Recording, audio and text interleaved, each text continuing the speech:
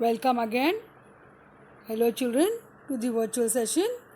So, let us begin with Chapter 1, Crop Production and Management. So, today we will continue with the revision session of Crop Production and Management. So, let us have some general instructions for the notebook. Kindly do not copy everything from the video as notes. Writing in the book will be clearly specified during the video session. So, writing work will be specified during the video session. You have to draw 2 cm margin on right hand side of every page of the notebook. You have to do this in pencil. Topics to be entered in the index with the date of the first session of the chapter. Diagrams to be neatly drawn in pencil with labeling in black pen. So you have to stick to this for every session. You have to stick to this for your notebook work. Let us begin with the revision which we were doing. So we will continue with the revision session here, children. We were doing textual exercise. Now explain how fertilizers are different from manure. This question we have discussed in your previous session. So let us have some more points of difference between them. Fertilizers and manure. Fertilizers is an inorganic substance. Manure is an organic substance. Inorganic means fertilizer inorganic substance means they are made up of chemicals. They are not made up of living organisms. Manure made up of living organism, therefore organic. Inorganic means non-living organism, that means chemicals. Fertilizers are prepared artificially. Manure is obtained by decomposition of animal, plant and human waste. So that's why it is organic. Fertilizers prepared in factories, whereas manure prepared in fields. Fertilizers does not provide humus to the soil. That means humus is a dead end decay of the plants and animals. So fertilizer is man-made and it is artificially prepared. Therefore, it does not have humus. Whereas manure provide humus to the soil. And fertilizers rich in plant nutrients, where manure relatively less plant nutrients. So it has less plant nutrients. Fertilizers long term usage has adverse effect on soil because they are chemicals, and chemicals in the soil will remain, and it can pollute water, drinking water. It can change the acidity or the basic properties of the soil. It will affect the crop. So excessive use of fertilizer also have an adverse effect on the soil. It will affect the soil fertility as well. So excessive use of fertilizer should not be done. So your manure long term usage improve soil fertility. So over here you can see the difference between them. The points which we have discussed in the previous session, you can add those points there. Now this question answers you are not going to do in one day. You are going to write this question answers in your notebook. You can divide your work for writing textual question answers in your notebook. Because we are going to have revision session, will continue. Revision session, everyday work will not be given. So that many days can be used to can be utilized to write question answer. So there are many question answer we are going to discuss today. It is not, it's a one day work. You can take your time to write your notebook. So next question you are going to write, what is irrigation? Describe two methods of irrigation which conserve water. So you have to describe two methods of irrigation which conserve water. Let's see. The supply of water to crops at different intervals is called irrigation. The time and frequency of irrigation differ from crop to crop, soil to soil and season to season. The main sources of irrigations are wells, tube wells, ponds, lakes, river, dams and canals. Irrigation is essential for proper growth of the plants, as without water, no physiological activity is possible in living beings. Physiological activity means digestion, respiration, excretion, all that process has to happen in the presence of water. Therefore, water is very essential for living being. The two methods of irrigation which conserve water are as follows.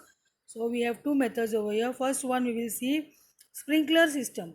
This system is useful in uneven land where sufficient water is not available.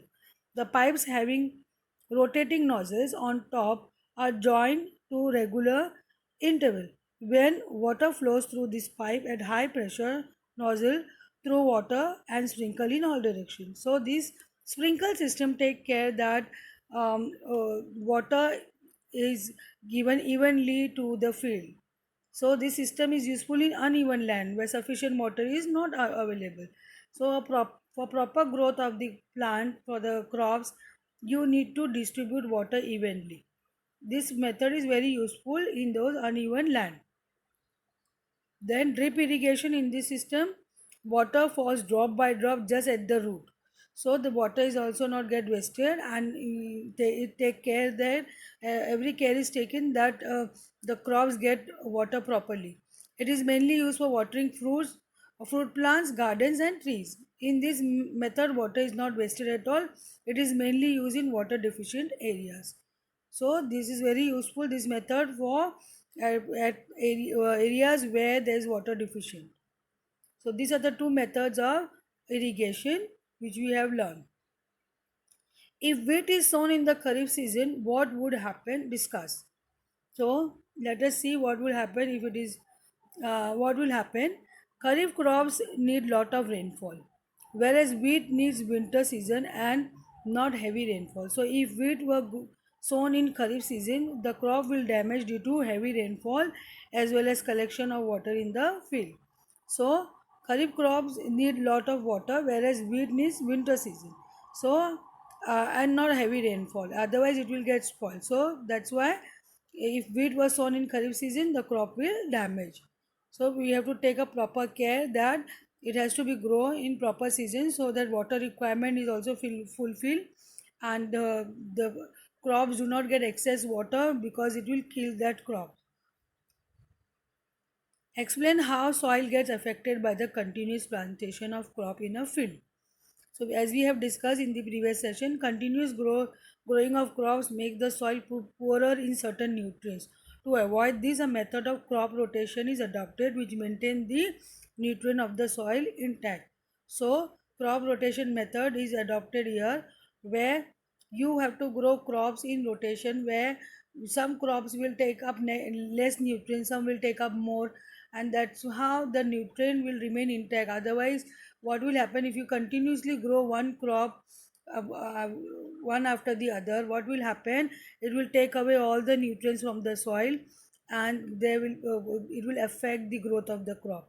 So you should have different type of crops every time so that the fertility of the soil is maintained.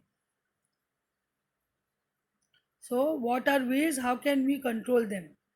So, as we have seen in our previous session, the undesirable plants in the field are called weeds, which have to be removed. Otherwise, our own crop plants may not get sufficient water, nutrients, space, and light. So, they are removed either by manual method or by using weedicides. So, the undesirable weeds, those undesirable plants which you don't want, they unnecessarily they grow with our crop. So and they compete with our crops which we want us to grow. And what happened in this competition, they will have a competition for water, nutrients, space and light. So that's why they have to be removed, otherwise our crop, the crop which we want to grow, their growth will be affected. So we remove by manual method or by using weedicides. Weedicides are chemicals which we use to kill those weeds. Then manual removal include physical removal of weeds by uprooting or cutting them close to the ground from time to time. This is done with the help of a kurpi or harrow. Or by using weedicide, we can remove weeds. These weedicides only damage weeds and do not harm crops. So weedicides are those chemicals which will only kill weeds and they will not harm our crop. So these answers you have to write in your notebook, and you will take your time to write because we are going to have a revision session and you will get sufficient time to write. Now arrange the following boxes in proper order to make a flowchart of sugarcane crop production. So now this question over here, there are various steps involved in agricultural practices. So and they have to be followed stepwise.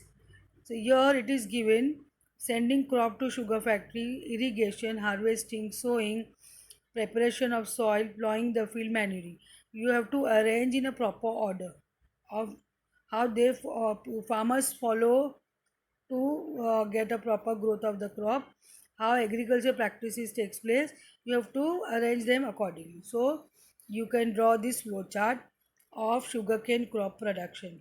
First you have to preparation of soil, where you have to loosen the soil, you have tilling and all that is done, then plowing the field, next step sowing, then manuring, irrigation, harvesting, sending crop to sugar factory. So these are the flow chart, where this is the flow chart where you have a proper steps to be followed to yield a crop of sugarcane. You can draw this in your notebook very neatly. Now assignment for the day. One question you can try on your own. Complete the following words puzzle with the help of clues given below. Now over here you have the puzzle over here, and across and down you have to follow this. Down, providing water to the crops, that is one. Down, 2, keeping crops grain for long time under proper conditions. Down, 5, certain plants of the same kind grown on a large scale. Across, 3, a machine used for cutting the matured crop. Across, 4, a rabi crop, that is also one of the pulses. Across, 6, a process of separating the grain from chaff. So here you have the puzzle, the crossword, and you have to fill in this. You have to draw it in your notebook and you have to solve it. This is your assignment for the day. So the topics covered in the chapter 1, what we did, agricultural practices, basic practices of crop production, then preparation of soil, sowing, adding manure and fertilizers, irrigation, protection from weeds, harvesting, storage, and we seen food and animals. Okay, so food we have seen honey on all animal husbandry and all that we have seen, honey production and all will come under this. So these are the topics we had covered in the chapter 1. I hope you understood the notebook work, and you are going to take your time to write notebook. It is not a one day work to complete the textual exercise. You can take your time because we are going to have the revision session continued from here onwards. Thank you, children. Have a nice day.